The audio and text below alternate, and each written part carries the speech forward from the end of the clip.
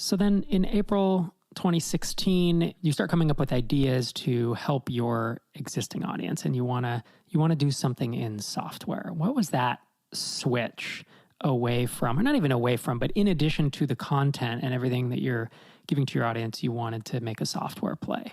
I'm curious to hear about, not only why you made that decision, but then how you went about coming up with the idea for Alitu. Yeah, the main reason was competition, actually. It was becoming really hard to sell education and content at the time, info products in our area. There was a fair few people coming out with different courses. There was a fair few people actually starting or running software products and giving away what we would consider a paid course for free as a lead magnet for their software. And it was just becoming really difficult to generate an income, a decent income through that software. And I could see that just getting worse and worse in the future.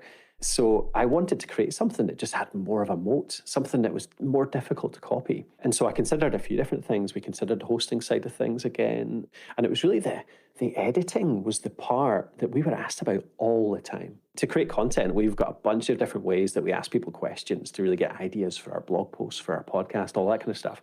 And the one question that always comes up is, how can I make editing easier? How can I make podcast editing take less time and be less technical so I don't have to worry about what's compression, what's equalization, what's normalization? I don't care about these terms. I just want it to sound good.